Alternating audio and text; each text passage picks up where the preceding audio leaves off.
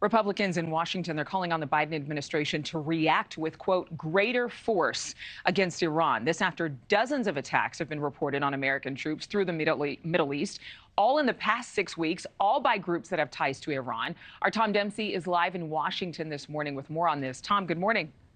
Hey, good morning, Adrienne. Yeah, this morning, U.S. forces in the Middle East face an ongoing threat of attacks to groups linked with Iran. In fact, a defense source that spoke to NewsNation says that over the last 40 days, U.S. forces have seen an average of almost 2 attacks per day.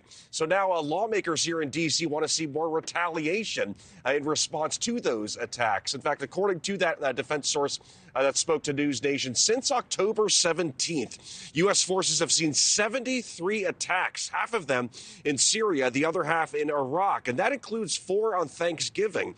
One of the attacks last week involved multiple one-way attack drones targeting an airbase with U.S. troops in Iraq, while another involved multiple rockets being fired at a site with American forces in Syria.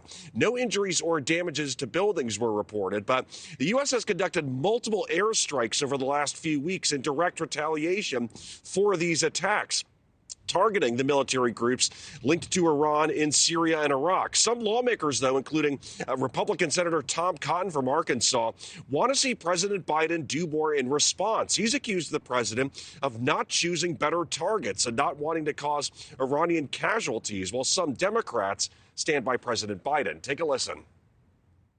We've only hit back a few times. When we do hit back, it's almost always at empty proxy warehouses or maybe proxy forces in Iraq and Syria. It seems like the president wants to go out of his way to avoid Iranian casualties. This administration is economically isolating Iran at the same time as they are building greater Arab cohesion with Israel through the Abraham Accords. And again, that is the thing that Iran actually fears much more than a military strike from the United States, is isolation.